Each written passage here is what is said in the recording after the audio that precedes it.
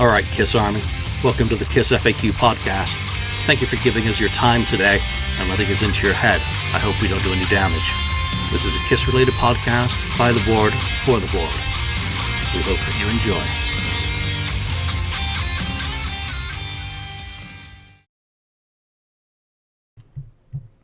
Welcome to episode 228 of the KissFAQ Podcast. I'm your host, Julian Gill, admin on the KissFAQ message board, and we've got the panel back together.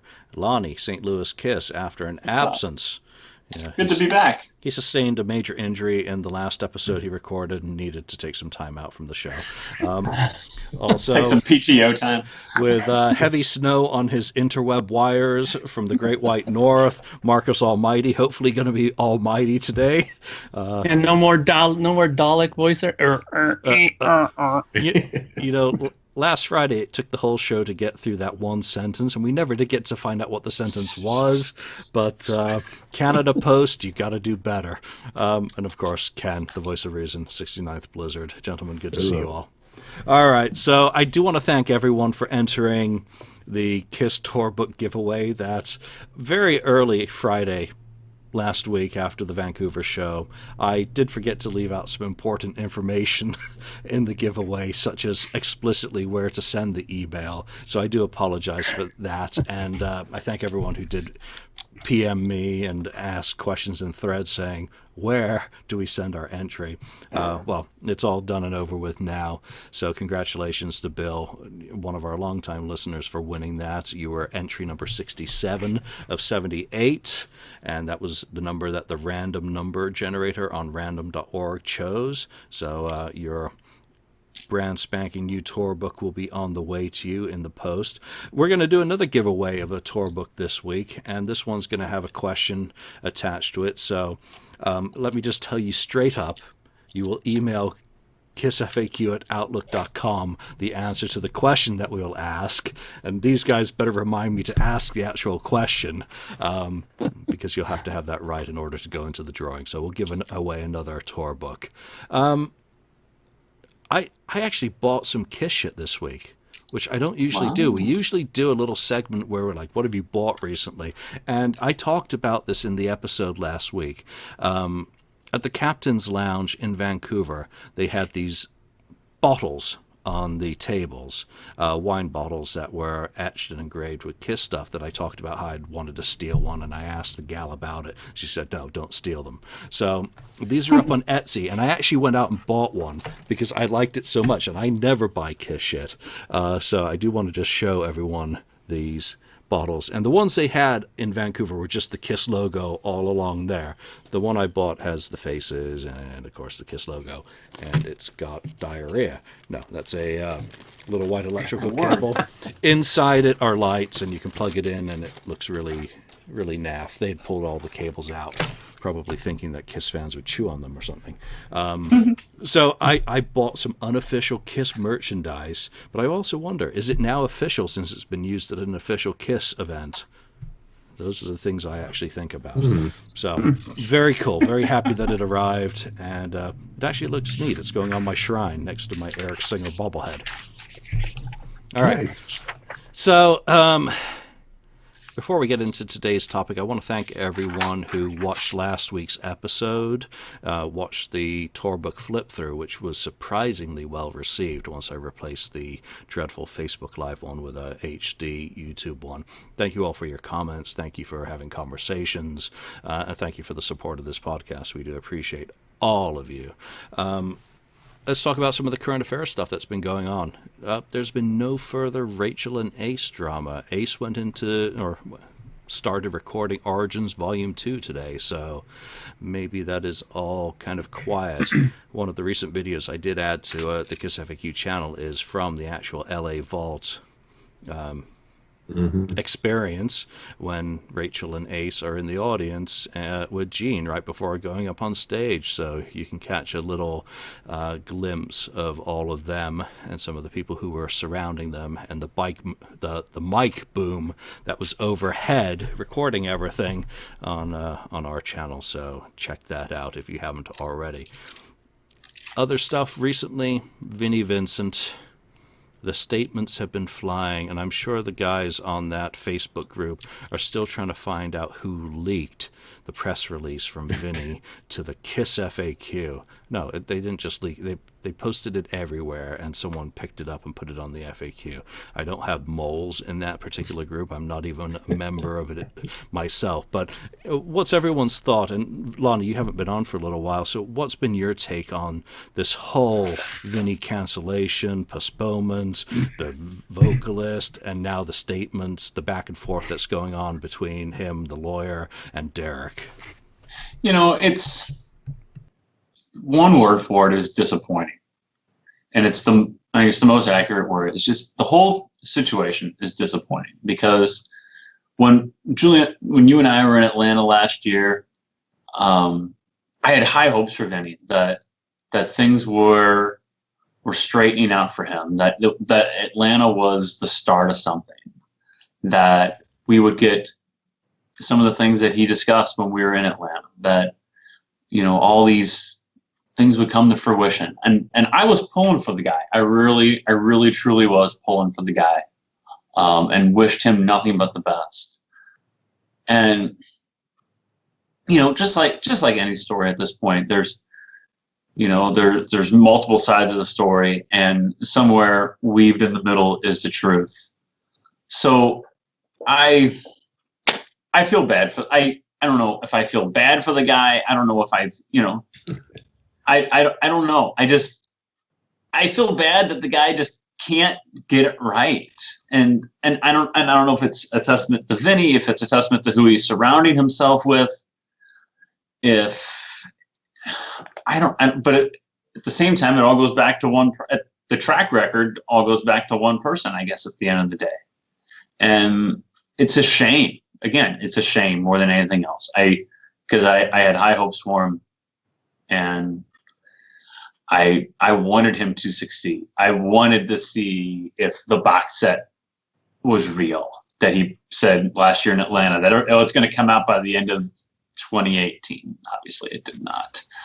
And I wanted to get some new music for him to re-release something, to do something. And after Atlanta, it seemed like maybe things were moving in the right direction. He scheduled some more appearances, but it just gradually just went downhill further and further and further until here we are now. And it just seems like we've hit rock bottom again. And I hope that a year from now, we're not saying, well, that was the last we ever heard of him, was when, remember that whole deal with Nashville went down back in February 2019. That's the last time we heard from Vinny. So it's just a shame. I'm just disappointed. Yeah, Vinny and Nashville don't go together very well, with obviously the Nashville Rockin' Pod having, been impacted by him as well. Right. I think at this stage, I really want an apology from Vinny. I think he needs to actually make right and apologize for his mistakes, because he's made them. He treated Chris horrendously in the whole Rockin' Pod fiasco, which I bear more of a responsibility for than Chris. Chris is, just a victim in that, but Vinny lashed out at him and used everything as an excuse. So it was kind of downhill from there. The karma train was derailed. So, the statement that, I don't know why you would actually release a statement just to a single Facebook group and not to everyone to read. Basically read that, I hope you're all doing great. I, like you, am disappointed the shows did not happen. I was looking forward to playing and did everything I could to make it so. Except it doesn't appear to have been the case. There was never any video of him playing, never anything to tease that he was actually going to come back up onto the stage. There was never anything that suggested it was worthwhile adjusting one's plans after Memphis was postponed. So my only advice to Vinny remains what I've said repeatedly. Go back to the basics. Start at the beginning. Go back to your smaller plans of doing an acoustic thing somewhere, and don't announce anything until you're actually ready to deliver it, or that it's already on its way and out of your hands and in the hands of some delivery service, hopefully not Pledge Music. It just is one of those things. He just talks and talks and talks, and nothing ever happens. So it's very disappointing. Now, on a side note with Vinny, there is a Warrior Volume 2 CD coming out through Cherry Red. Really? Which apparently he hated at the beginning, but he had for sale in Miami. Oh, really? So I didn't know that. What I heard, because he trashed it. He trashed it in Atlanta. Yeah, and refused to sign it, and said that he would not sign this unofficial product. It's like asking Peter to sign Lydia's book. Understandably, why would he sign it? It was one of those things. So, in Atlanta, he was trashing it. Well, now there's Volume 2 coming out with even more demos and stuff. He talks. Well, does it? Because it may have nothing to do with Vinny again. It just be more stuff that the original source of those things, which weren't even as good as my copies, as far as the Warrior stuff came to be. So that's just a side note. Ken, what are your thoughts on Vinny's notes, the Facebook, and all that? Other than shaking your head, you have to verbalize it. It's just, well, I'm not surprised. First of all, and I don't know who to believe. Whether it's Vinny, his manager, promoter, I just don't know. It's the same old thing again. I agree with you, Julian, that maybe you should just start over. Let's start over and go in baby steps. In Vinny's world, whatever can go wrong will go wrong, I guess. And maybe if he's going to put out a new album of material, he could call it "Live to Lose." Wow! So I mean, that's a hot take. Hey, I mean, it's again. I'm not surprised. There's nothing more I could say about it. Okay, Mark. Since we didn't actually get to hear you last week, what are your thoughts on all of this? Well, I'm not surprised as well. I was saying a long time ago on previous episodes that if he was going to cancel this last thing, in my opinion, that's it. That there's no more Vinnie Vincent happening. I don't care what kind of letter he puts up. He's burned people way too many times. I mean, you got to remember there's airfare that people got and hotels that were booked and time booked off of work and multiple times for some people. It's just people can have egg on their face only so many times before they finally get fed up with it altogether. And I think that he's put people to that point already, and to me, it doesn't matter whose fault it is. I mean, I agree with Julian. He should have just started everything off very slowly and casually. Just get an acoustic guitar and a stool, go on the stage, talk about stuff, because people were engaged when he did that at the Atlanta thing, their convention. So why wouldn't they be even engaged? Why wouldn't they have been engaged again with it if they would have did that again? I think people would have enjoyed it, and then he would have built back the trust even further at that point that he was able to do stuff and keep his word, and then it could have just built momentum from there. But no, he had to try to go grandiose, and I got initially worried about the whole thing when I started hearing interviews by like Carmine Appice and them saying that, I didn't really talk to so on, and I didn't talk to Vinny too much about it, and we haven't rehearsed yet, or, Tony Franklin said that he didn't even talk to him, and the singer guy that they had there on his interview said that he barely had any discussion with anybody about it. Those are all warning signs that something's wrong with this situation. So, am I surprised? No. Do I think that something's going to happen, that there'll be another comeback of Vinny? I think that's it. I mean, call it a night, get the hot showers ready, it's finished, I think. But the singer had a contract. Yeah. Wow. Yeah, we know how important those are with Vinny. Yeah, according to experts. All right, so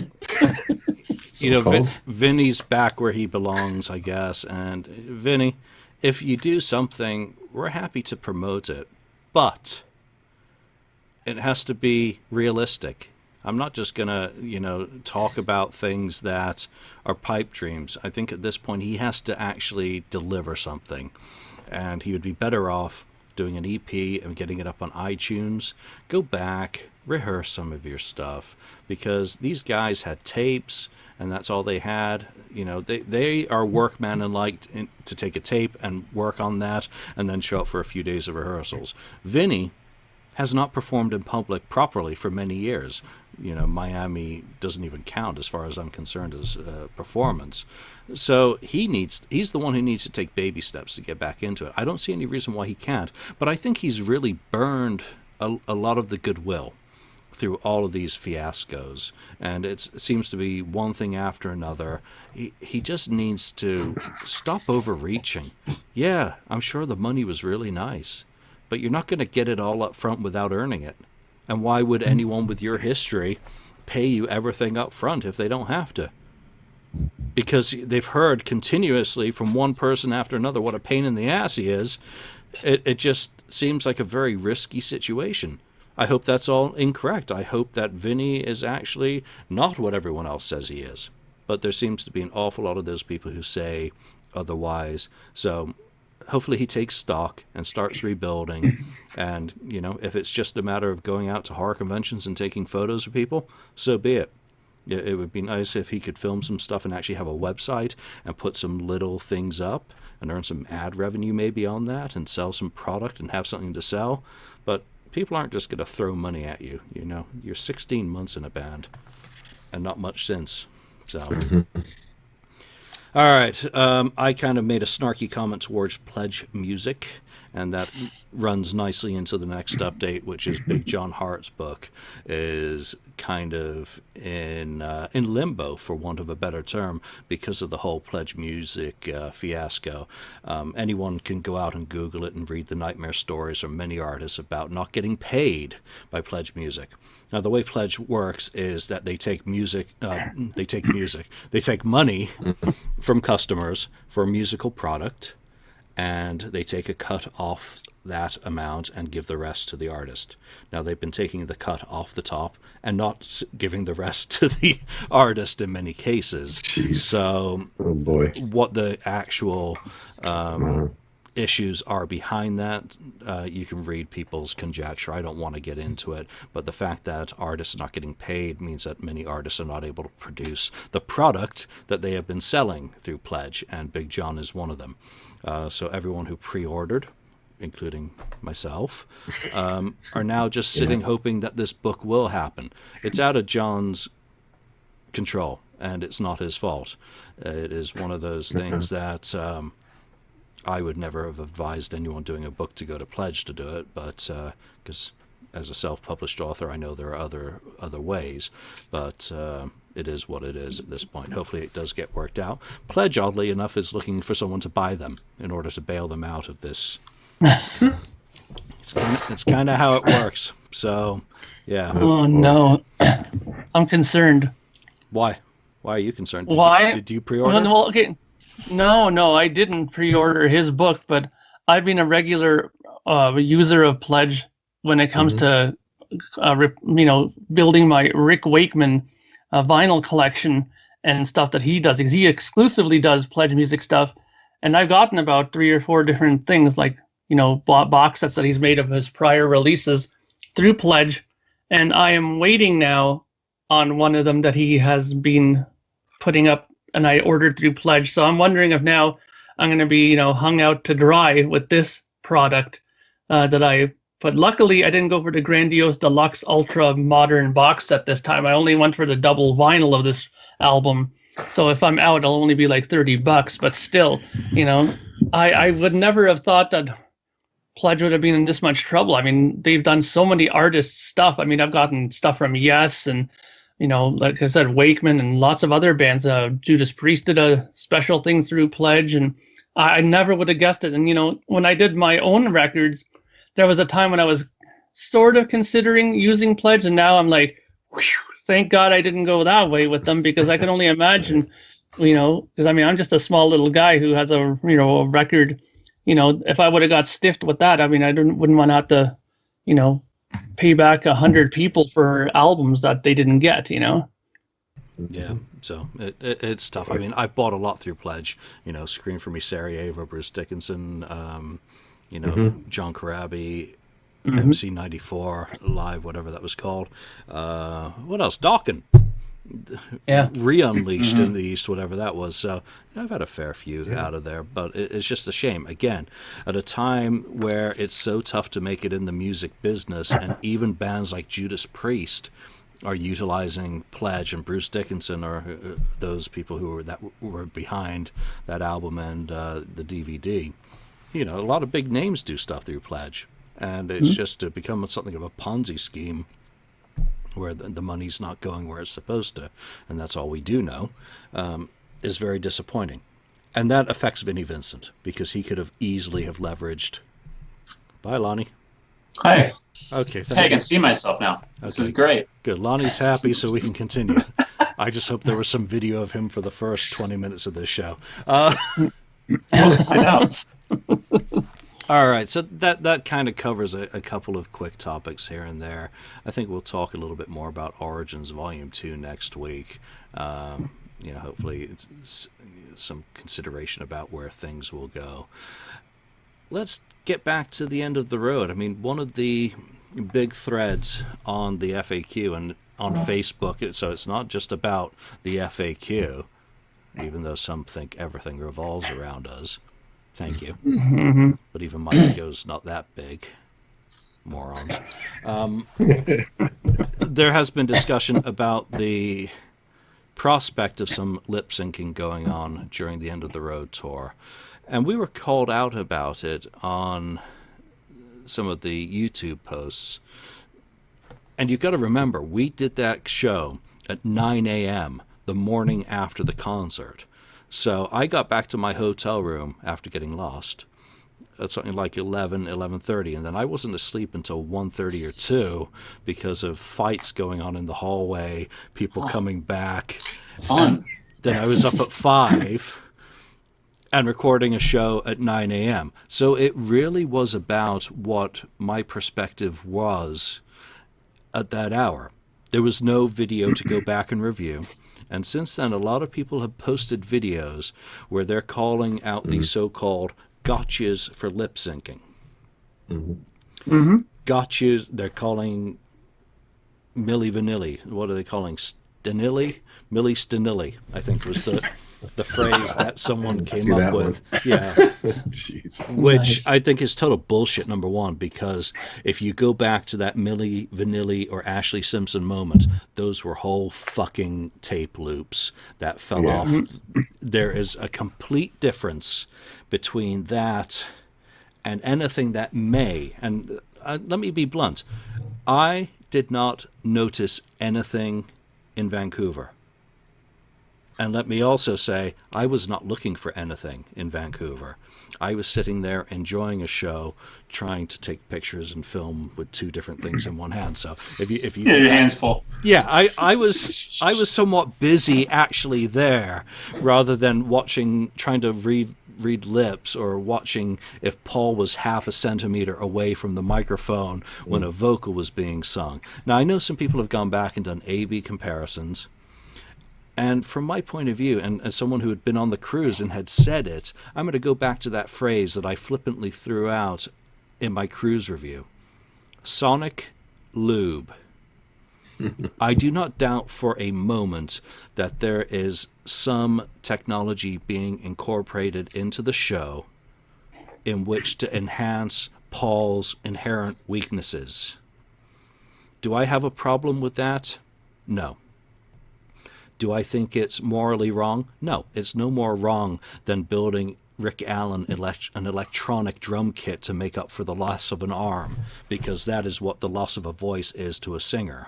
It's Paul's tool. If you've gone to a Kiss show in the last 10 years, then you've heard weaknesses. Mark, as a musician, as someone who's actually performed on stage in front of a paying audience, what's your take on this whole lip sync saga, fiasco, and whatnot? Well, I'm just going to start with this. Do I have a problem with it? Mark A, the viewer. No, I don't have a problem with it. If I was sitting in the concert watching it, I don't think I'd have a problem with it, because I'm there to have a good time, watch the show, be entertained. That's what a Kiss show is all about. Entertainment. You got the bombs, the pyro, everything. You got screens. You want to be entertained. Mark B, the musician who would have went there, would have probably had a big issue with it, because the one side of me who's the musician side of it would be like disappointed, let's just say that for lack of a harsher word, was disappointed that it had come to this, because, a lot of people have issue with it because they're dropping, let's face it, some people are dropping a lot of money to go to these shows, and people feel cheated because they want to see an authentic show. And to them, when they don't feel that Paul's actually singing, they feel ripped off. Now, again, like I just said, I don't really have that harsh of an opinion on it, because as long as the show's entertaining and it's good, I'll be happy to put down the money to do it. But, there's a lot of videos circulating out there right now, and one of them was a really good one that I just saw, where they were showing them doing Psycho Circus, and Eric Singer botched his drum fill. He came in early. Paul looked back at him and started shaking his head. And when he was turned back, all of a sudden, yeah, came screaming through the PA, and he wasn't even on the microphone. So it was clear as day that they were using, lip syncing and backing tracks for him there. It's clear as day. There's no arguing that. They are using it. And because of that, they had to abort it for that song, and Paul had to sing the rest of the song because they were way off. And the way you could tell with that is because they're playing to a click, and all their pyro and stuff are synced to that click as well. When he does the hello, there's an explosion that's supposed to go off when he says that, and it was way off to when Paul did it, because they were no longer following that strict guideline anymore because of Eric's boo-boo. Okay, so yeah, there's stuff going on like that, and people also said to, and there's a video somewhere with Gene singing and being 3 feet back from the microphone as well, and all of a sudden Gene vocals are coming out. People are saying that he's using backing stuff too. Now, they're saying that he's using it because to remedy the I forgot the lyrics part of Gene Simmons's performance. That now it's suddenly a miracle that all of a sudden he's remembered all the lyrics perfectly to all the songs, whereas in all the other concerts before he always botched something, right? But, look, are they using backing tracks? Yes. I think there's no doubt about it anymore. Will it ruin my enjoyment of the concert? I don't think so. And another interesting point that somebody brought up, which I never really thought about until somebody brought it up, is the new stage and all these, great effects that they have, like those, those pods and those things up in the lighting rafters that come down. They said a lot of these things are made now and designed to keep your attention up and looking up, pyro going up, flames and screens up here, to keep your eye maybe away from the fact that they are doing these backing tracks, to keep your eye a little bit more away from Paul, keeping your eyes up instead of on him all the time, right? Which could be here or there, that I'm not 100% convinced of that, right? But, there's a lot of theories running around. And one thing that I think, or I hope, might happen because of this, because I'm sure that KISS are well aware of these comments and these videos now, but I'm maybe hoping that because of this, they might X-nay the backing tracks for a few shows and actually let Paul sing it straight through, maybe a show or two here and there, to maybe kind of quill the whole thing with it. I mean, maybe they won't, but I'm saying that it might be good to let him sing maybe a few more songs normally, because at this rate, by the time they get halfway through this thing, there's going to be a whole archive of, watch what Paul did wrong videos. Because do you know what the problem is? Paul's used to, dancing around and singing and going away from the mic and running around, and then he might forget that there's a little ad-lib that they recorded in one of the songs, and he's away from the mic. He doesn't have that freedom. He's not loose to be able to run around and do whatever he wants during the show. He has to follow something strict now. And he might not be used to it. Hopefully he improves on it, but who knows, right? Lonnie, as you've not been on the show for a while, so we haven't gotten your opinion on a lot of these things. What have you kind of been following as someone from afar on the coverage? I mean, you don't get you don't been on the show in like 3 weeks. I'm covering from afar. Yeah, it feels longer. It does, doesn't it? Oh, that's what she said. Not really.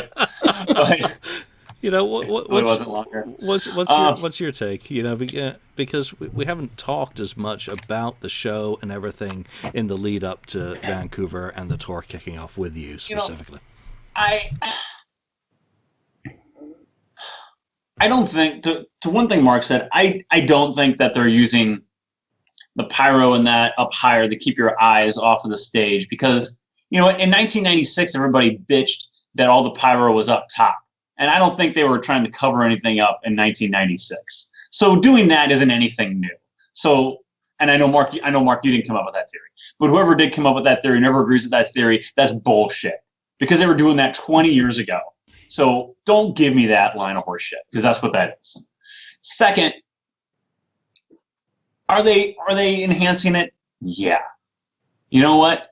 If you can sing as good as Paul Stanley has been singing for 45 years on stage, and he's 67.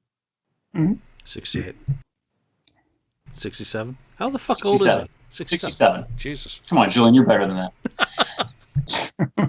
He's not going to sound like he did when he was 27 or 37 or even 47 around the reunion farewell tour. He's just not. You know what? You don't, and even an athlete, a professional athlete at 67 years old, if he keeps himself in shape, does not look the same, and isn't in, no matter how hard he works out, no matter what he does, isn't going to be as in good a shape as he was when he was 27 or 37 years old, because it's called aging, and everyone does it. And it's just not viable that it's going to be the same. So are they doing some things to enhance the show? Yeah. Am I glad though that I'm going to get to see the band a couple more times before they call it a day? Absolutely I am.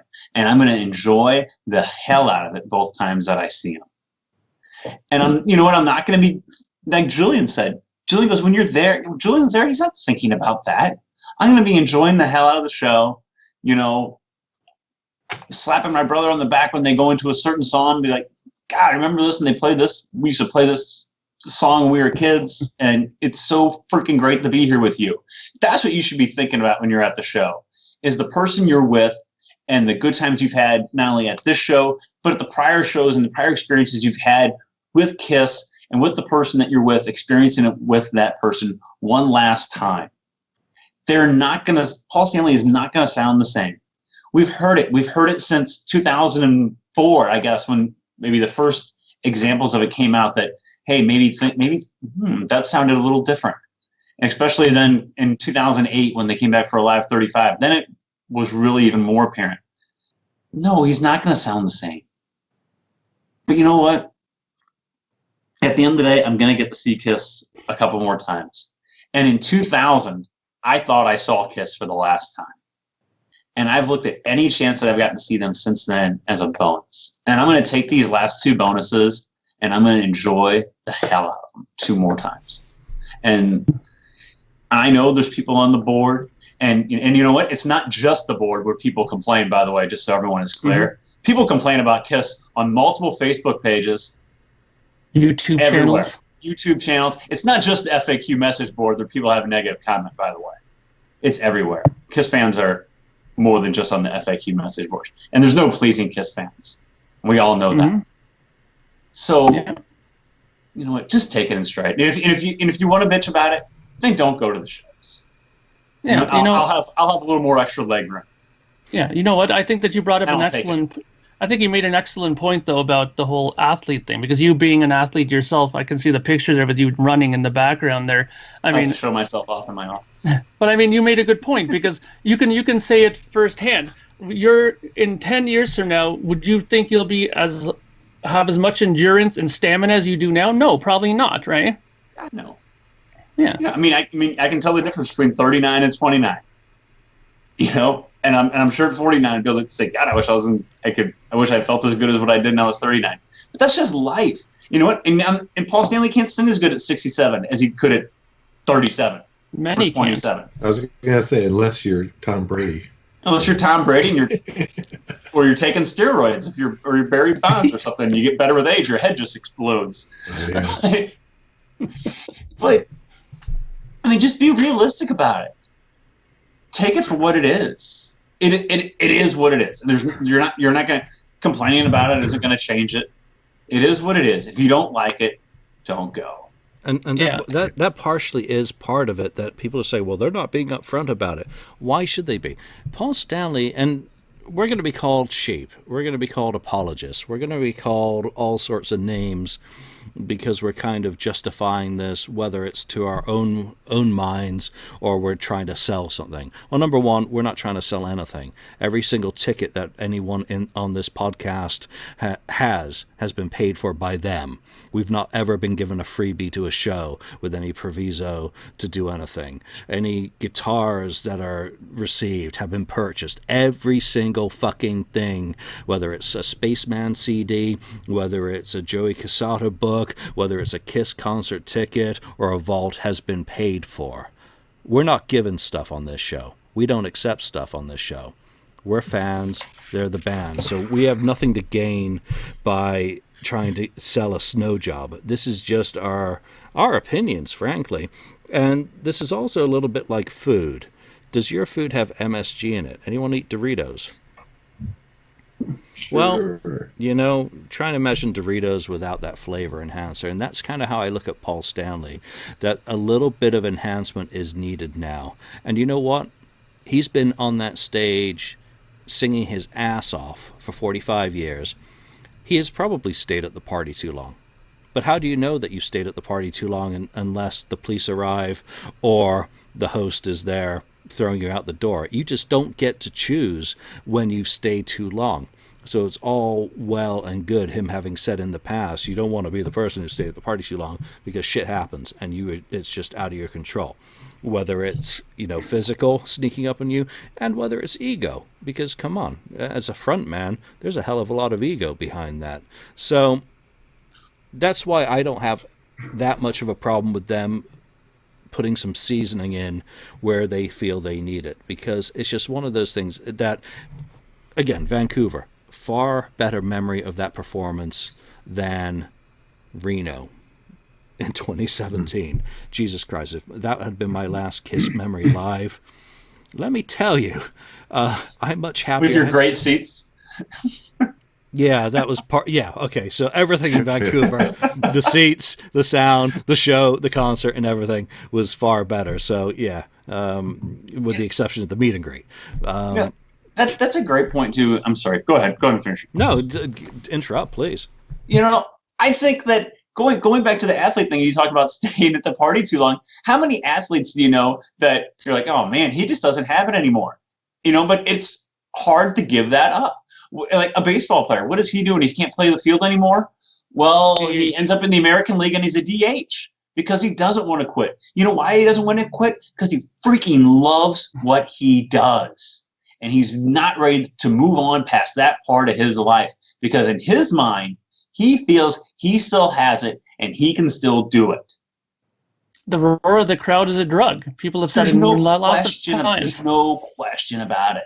I mean, how many great players that ended up in the American League just as a DH because you know what, they didn't want to give it up yet, or how many just pick whatever, they just hung around. Maybe he's not the guy he was, but he's the second string guy and he's still on the team because he loves the game, he loves the locker room, he loves being with the guys. It's all part of it. Paul probably loves putting on the makeup. I mean, maybe he doesn't love putting on the makeup still after 45 years. Maybe that gets a little tiresome. But he probably loves interacting and mingling with the fans. And who doesn't like being told how great they are every day? Yeah. And you know what? It's good for, again, it goes back to ego. It's great for his ego that I am the best. So I'm not going to give it up yet. Yeah. I mean, a great example of that, Lonnie, is right now another band that I do a podcast for. Yes, they're on tour, and their drummer, Alan White, he's in bad shape. The guy has a bad back, brutal condition, but he loves the roar of the crowd and the audience participation and the whole thing that comes with touring so much that they have another drummer with them, Jay Shellen, who does 90% of the show, and he just comes out for 1 or 2 songs and plays, and he just does what he can because he loves it. He doesn't want to give it up, just like you said, and people don't want to give it up, but they've made an arrangement that, the Yes fans are happy with. They don't want Alan to go, but they don't want Yes to pack it up either. So, you know what I mean? Like, they were able to make an arrangement where all parties seem happy, right? But your point is correct. They don't want to give it up because they don't feel that their time is either up yet, or they just enjoy it too much to want to give it up. Ken, what's reasonable about the situation? What's your take on it? What's reasonable? Or unreasonable? Are we being unreasonable? Voice of reason. Well, no.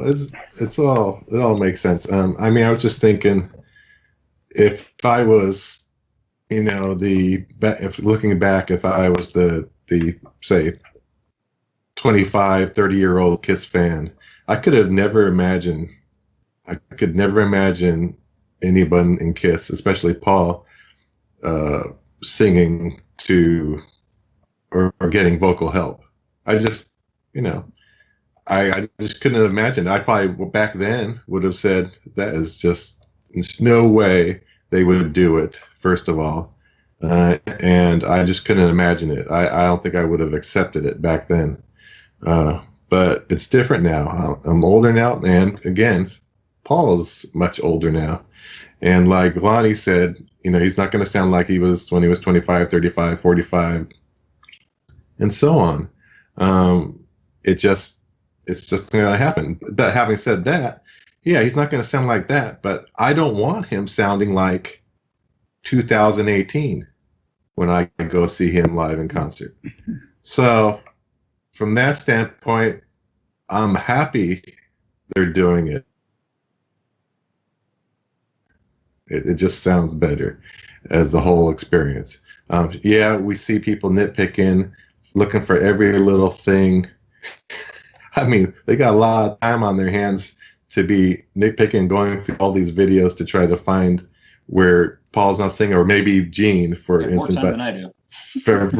I think Gene's singing really, through the concert. But having said that, I mean, what's next? Are they going to start checking every little guitar picking on a certain string? Oh, wait a minute, he didn't hit that string on that, or he didn't hit that chord. What the heck's going on there? Is that what's going to happen next from all this? God, I hope not, because all that shit's triggered from backstage anyway.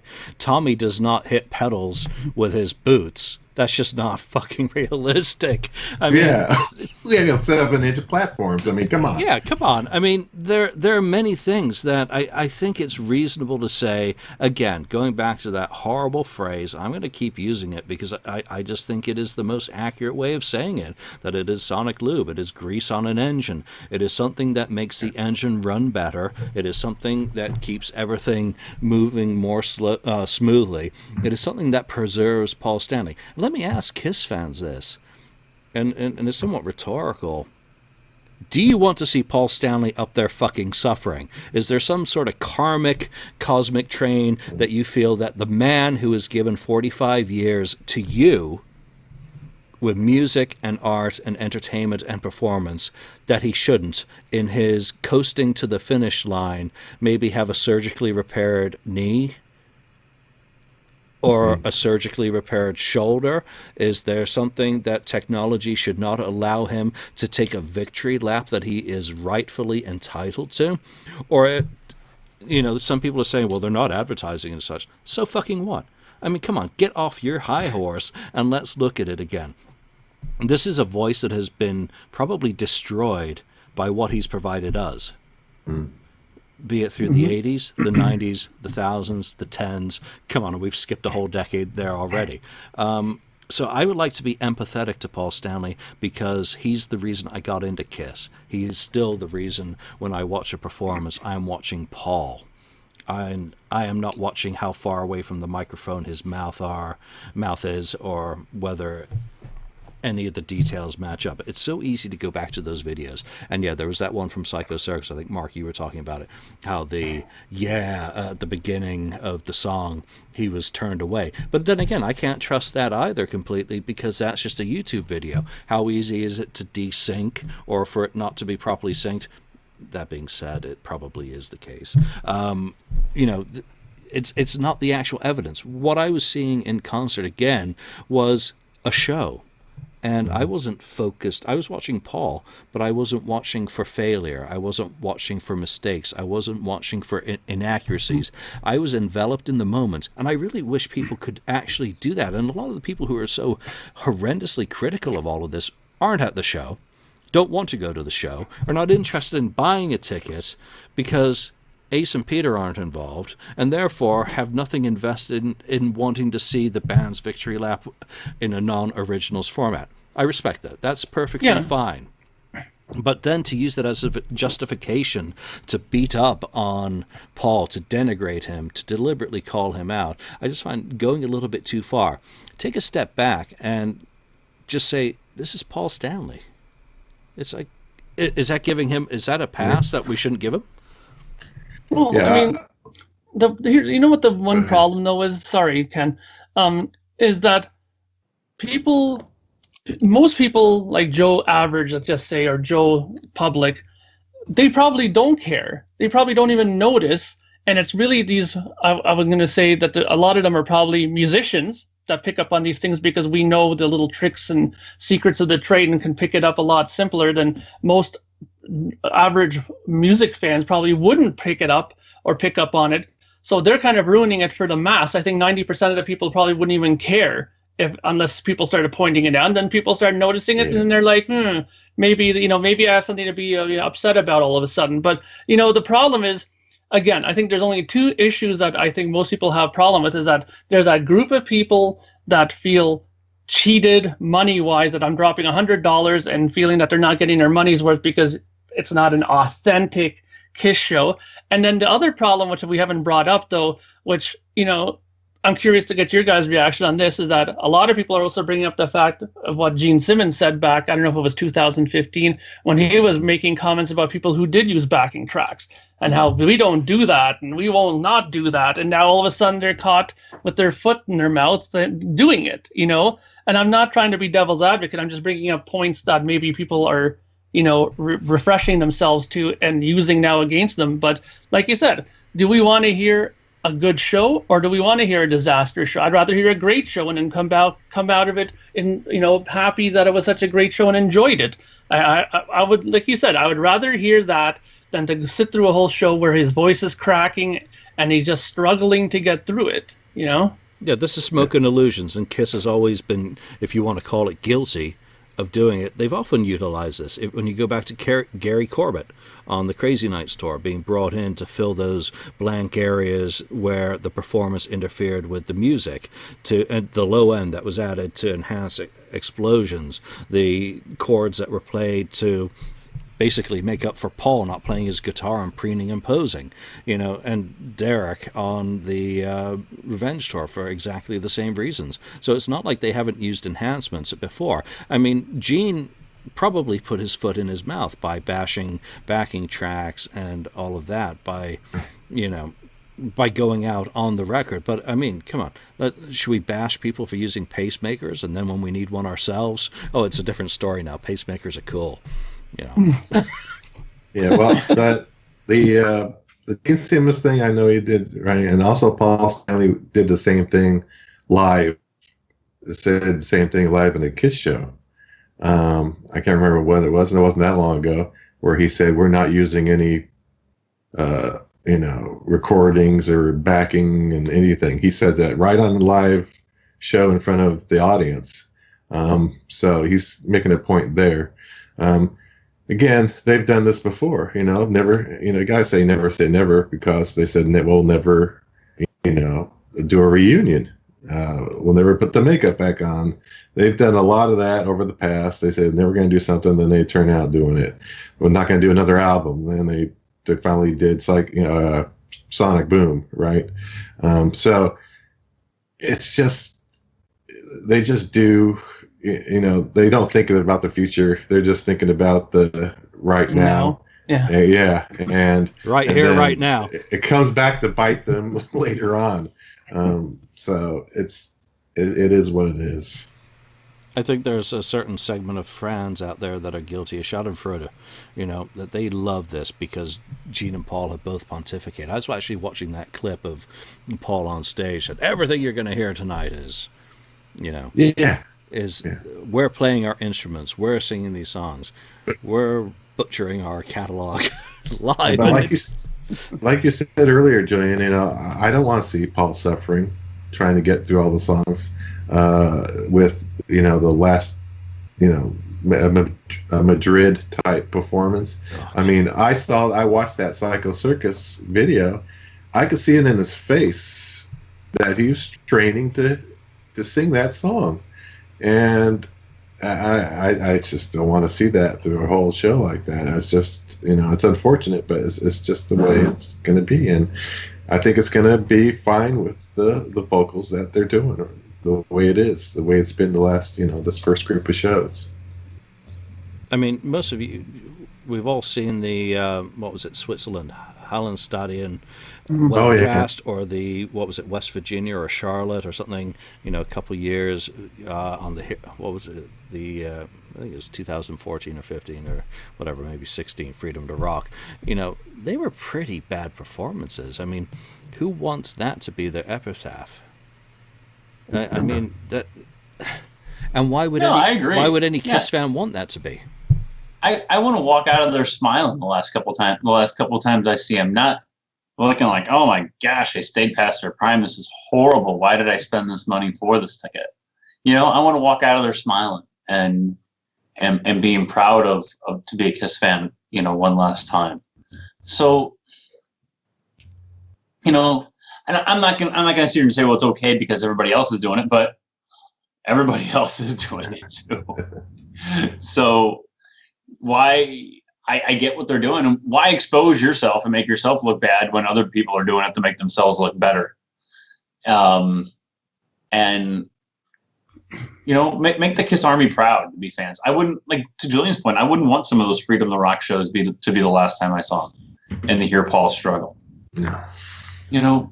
Go there and enjoy yourself. Enjoy the experience one last time. He struggled in public for years trying to find a way around the problem. They've tried they seem to anyway to have tried absolutely every solution possible in order to deal with where the weakness has appeared with age. They've changed the tunings, the keys, they've rearranged the songs, they've staggered the set, they've done different breaks in different areas. I mean, for a band like Kiss, which doesn't have a whole lot of latitude artistically anyway within which to move, they seem to have experimented in every which way and used this as an absolute last resort, as the only way to get off that stage with a modicum of dignity left. And yeah, it's rock and roll, there's no dignity involved, but come on, I think after what they've given popular culture, they deserve a dignified exit. I mean, it's just, it's an awful situation when you think about it. We are now at the end of days, in the end of the road. It's going to be over. Are people just really pissed off and upset because of the ticket prices, which are high, or the merchandise? I mean, I posted pictures from Vancouver of the merchandise stall, and people were fucking freaking out. Like, come on, these are in Canadian prices. And then someone shared the post, like, oh, fucking these Canadian dollars, people. Wait until you get to the States. And yeah, $40 for a tour book. I don't recall that being that much more than any other show, and the T-shirt prices and any of that. So is it just anger, an innate anger at people who've spent so much on Kiss over the years that now they're not able to see the other side of the equation? But that is pretty pricey for a T-shirt. $60. That's a lot of money. I mean, even if it is Canadian, that's $60 for me for a T-shirt. That's like, wow, come on. Yeah, but that is pretty sweet though. It looks fucking cool. Is that 75? Is that 75 though? That's 75. That one was. Yeah. Yeah. Rough. And the downside is it doesn't fit me. Damn it. No. That's even worse. That's even worse. Oh shit. I'd been losing weight as well. Damn it. Oh. So, it's sad and it's depressing, but let me say this. I have watched Vancouver 8 times, I think, this week in its entirety. I have watched that repeatedly. And don't download the fucking YouTube and burn it onto disc. Jesus Christ. Just watch it. Just have it play on your TV. Don't start trading that thing out or trying to sell it like one butt fuck does. Yeah. I've seen that. But we come back to watching it, and I get the same feeling. So, Fresno's tomorrow night, which I'm not going to. Sacramento, Ken, you and I going to be there Saturday night.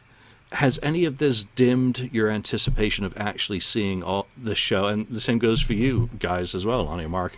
I mean, are you as excited about a Kiss show on Saturday night as you've ever been? Yeah, I haven't been this excited in a long time. I mean, the last time I saw them was, the Monster, right? That tour. And I was pretty excited for that, but not as excited as this time. I think, and maybe it's the time period gap between the shows, but I think I'm looking forward to this. They really did come out with a new stage, like they said they would. All the other years they said, yeah, we have a new stage. And yeah, they moved the amplifier, 5 feet to the left or something. I mean, but this time they really are doing something. And I could, I've seen some of the videos. I'm trying not to watch too much. Like you're watching it. You were there and you saw it, so that's okay. But I'm trying not to watch too many videos or anything because I want to experience it all. And I'm looking forward to being entertained. And I just think it's going to be a great, fun time, and listen to, my favorite band play music. It may not be all the set list I want, but that's fine. It's still classic, great Kiss music, and I'm going to enjoy the heck out of it. And at least one time, or I guess 2 more times, that show and the end of the year in Oakland. So I'm looking forward to it. Lonnie, how long do you have to wait until yours? I see him on the 23rd, so about just over 2 weeks. So I'm as excited for a Kiss show as I have been in a very long time. I haven't seen him since Vegas in 2014, so it has been a little while. So that adds to it as well, because it has been 4.5 years since I've seen him. But the revamp stage, like Ken said, it's not just an amplifier in a different place, and it's not just screens on amplifiers, or it's not, the Kiss logo's below the drum set this year as opposed to above the drum set. It is an actual new stage and new costumes and a new experience. So I'm really thoroughly looking forward to it, more than I have in a long time to see Kiss. That seems kind of silly too, because every time I've ever seen Kiss, I've been excited and I've looked forward to it. And it's not like, oh geez, I gotta go see the Kiss show on Saturday. I am, but I think I'm more excited than I've been in a long time, because it is the last couple of, obvious reasons being, one, it is the last couple of times I'm going to see him. And I was in the car with my wife the other day, and she goes, well, are you sad at all though? I go, no. I said, I'm not sad. I'm excited about this show in a couple of weeks. I said, maybe when I see him in September, when it probably will be the last time, maybe I'll have some sadness built up in me a little bit more. But I said, this time I'm just excited to see him. And I think maybe when they come here and I see him for the last time, I think I might have, some mixed emotions about it. But I'm stoked to go see him in a few weeks. I mean, I can't wait. Mark. Yeah, I'm excited to go too. I mean, for many reasons. I mean, again, like some of you guys, I haven't seen them for a little while. I think the last time I saw them was Crew. Yeah, I think it was the Crew tour with Kiss. That's a long time ago. That's 2012. Yeah, that's a long while since I've seen them. It might have been after that, actually, though, when I think about it. But anyways, it was a long time ago since I saw them. So I'm looking forward to going to see it for many of the same reasons you guys have said. There's a new stage. There's new things to be excited about. And another thing that I'm excited about, too, which I'm sure you guys have the same feelings, is that, I'm going to meet up with a lot of friends maybe that I haven't seen in a long time that are going to these shows too in the Toronto area that I haven't seen for a long while. So, when even the whole lining up for the show and going to a bar beforehand, those kind of events are something that I look forward to as well, because you can catch up with friends that you haven't seen in a long while, face to face, chat about things, catch up. I mean, it's a KISS concert is like a whole social event too, right? It's not just about the show. So I think that's another factor that people need to remember as well. I mean, a lot of people come out of here smiling because the whole day and the whole night was a fun experience for them. They did a lot of catching up, a lot of smiles were made, a lot of reminiscing was done, and they got to see a good show on top of it all. So that's one of those things that I'm looking very much forward to. Yeah, and it might just not be the last time you see the band. Mortality. Yeah. I mean, come on. These are people that you may see that you haven't seen in a long time, so enjoy it. I mean, one of the things I'm going to be doing in Sacramento and LA, and I do need people's help out there, is we've got the custom event buttons. I was there in Sacramento. I had these in Vancouver. I still have some left over, so if you're from Vancouver and went to that show and want one, do get in touch with me. But I need some help handing these out. What I did learn in Vancouver, that trying to hand out 100 buttons on your own while doing a show, enjoying the show, and doing the meet and greet was impossible. So in Sacramento, I'm going to probably get up there around 3 p.m., check into my hotel because I'm going to overnight because I will have a beer. I'm going to go over to Sauce Barbecue, which is 1028 7th Street near the venue. If you can help hand out some, take a handful of 10 just to give people around you. It's just a stupid little commemorative. It doesn't have any advertising of any websites or anything. There's nothing for sale on them. Just hand them out. Say, here's a little something for, remember the show by. I'd appreciate your help. Same goes in LA. I don't know where I'll be yet for there, so check back on the message board, as there's some people I do want to see and some meetups I do want to have down there. But that, again, is what this is about. It's about community. There are so many people who I know are going to Sacramento. I can't wait to see, and to see at a KISS show is an added bonus. LA, there's a bunch of people coming down to that show. People who are currently doing all the US shows, people who are flying in for it. So that's what it's about, community.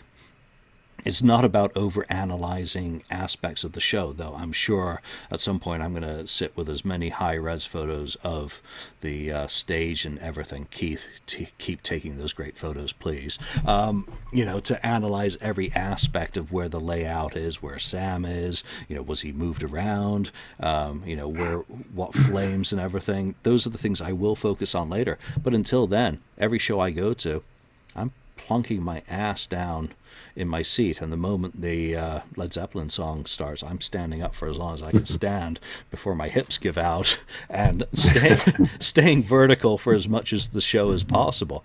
And that's the thing to remember.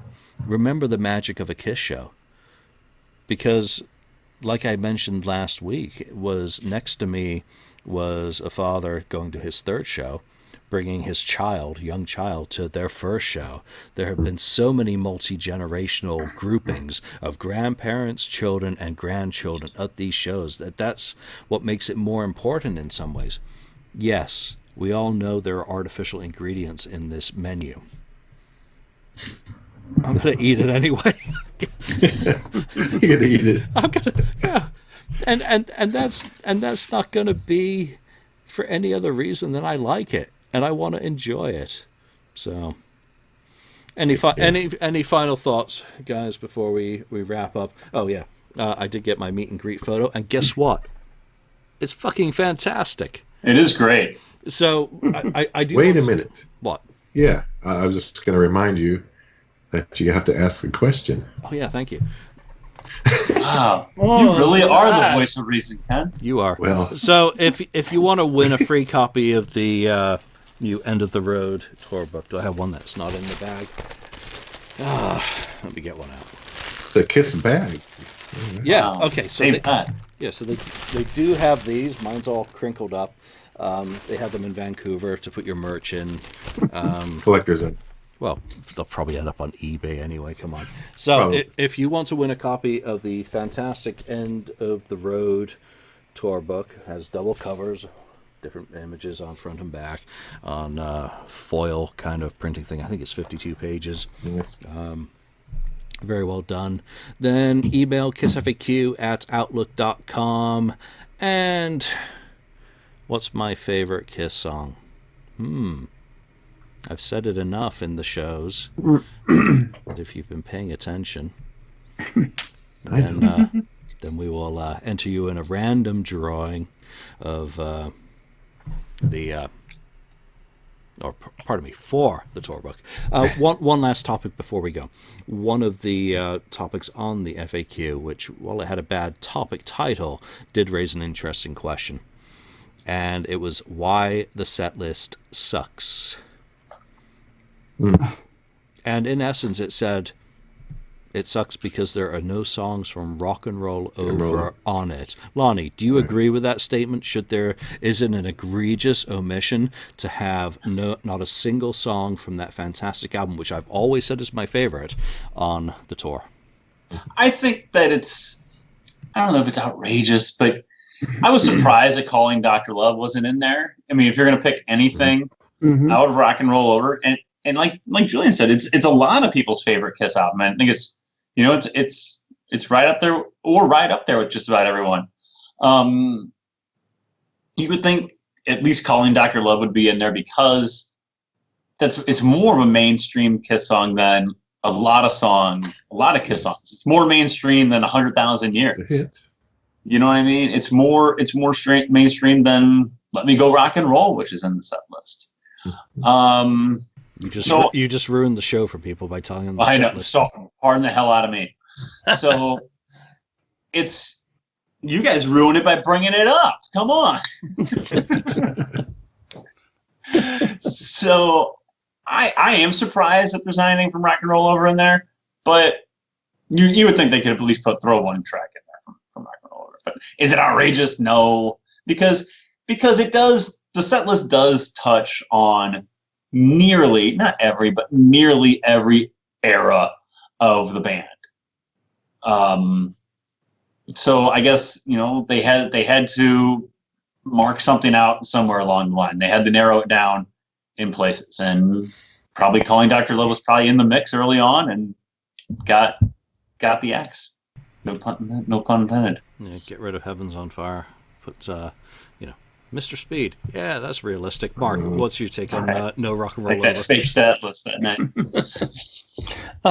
Yeah, I mean, I'm a little bit surprised because you figure that Calling Dr. Love is probably just as much a staple song for Gene as like a God of Thunder or something along those lines, or Christine 16 or something. I mean, it's such a big song for them. I really am surprised that that's not on there. And plus, it's another song that they could give Gene to do, right? So, I am surprised because, like you said, a lot of people have said that that's their favorite record. I think Kiss knows that it's probably a lot of people's favorite record, so why not put something on there from there? But on the other hand, they could say, well, we always play stuff off of that. They thought it was a bigger surprise to put Hide Your Heart on or something instead, something that's not often put on there, right? But I guess you can't win either way. On one hand, they'll say, putting that on will be expected. They always do that song, or they always put that on. And then if you don't put it on, then people complain about it. I think you've just hit the nail on the head for everything we've talked about today. They can't win either way. That if they didn't use something for Paul's vocals, or to help the band vocally, or to help the band with a click track, whatever, damned if they do, damned if they don't. The same critics who say, well, they're playing to tape, they're playing to click track, they're doing this, they're doing that, they're cheating, would be bitching, oh, they're horrible, they're fucking outrageous. Kiss, I think ultimately Kiss cannot win no matter what Kiss does at this stage. Therefore, Kiss should simply do what Kiss needs to get off the stage and sail on into the sunset happily to spend time with their families and their wealth. So, by the way, if anyone doesn't know what my favorite song is, it's Deuce. And if you've listened this far, then now you've got the answer for the giveaway. KissFAQ@outlook.com. Ken, what's your final word on this? Well, I'm surprised there wasn't one song. Now, here's another case where, Paul Stanley says we're only going to play the hits. Well, no, that's not right, because, Dr. Love was a hit, and Christine 16 is a hit. I think they were both top 20, I want to say, songs. So where are those? Why does Paul only get to sing his hits and Gene doesn't get to sing his hits? I mean, I Love It Loud didn't get that high up there, I don't think, on the charts when it came out. So, and if they're not going to play that, play something else off of Rock and Roll Over. I don't care. Play Making Love. Play Ladies even Hard Luck Woman in place of Beth or something like that. It could have, but yeah, pull out Do You Love Me? I don't think Do You Love Me needs to be in the set list. Pull in Dr. Love instead or something else off of Rock and Roll Over. I just don't get the thinking of that. I mean, if they could, I think they would want to play the whole Destroyer album. I know Mark would have loved that, but overjoyed. Yeah, so can't win. All right, I think that's enough for this week. Who wants to hear Detroit Rock City, King of the Nighttime World, God of Thunder? God, who wants to hear all those good songs? I'm with you, Mark. God, what a letdown that would be. All right, who set their alarm off? That's my freaking neighborhood where I live, where I work in. Oh yeah, safest city in the U.S. All right, so let's leave that there for today. There's a whole bunch of things. Do chime in with your opinions. I mean, are we sheep? Are we realistic? Do you have any empathy left in your soul? Everything's an opinion. Do what's right for you. We're not telling anyone to do anything. We're just talking about the things that we feel as KISS fans. And everyone has a different entry point into the band. Everyone has different feelings about the band. Some people are going, some people aren't. The world will keep spinning around. That's perfectly fine. So let us know what you think about these topics. And if you're interested, do enter the contest now that we've actually managed to... Well, let me rephrase that. I have actually managed to provide you the details of where to send your entries. It's email only. Do not post in any threads where on Facebook or on YouTube or PM me. No, only by email to that address with my favorite KISS song. And you don't have to go back and listen to 227 episodes to figure it out. Anyway, for now, from Mark, from Lonnie, from Ken and myself, thank you for listening, and we'll see you next time on the KissFAQ podcast. Rock on. Favorite song is Rise Your Heart. I suppose people that skip to the end. Thank you for spending time listening to the KissFAQ podcast today. All sales are final. There are no refunds. If you'd like, look us up on Facebook or come over to the KissFAQ message board and discuss the topic we've broadcast today. Don't forget to rate us on iTunes, Spreaker, or wherever you've listened to the show. We hope you'll join us again.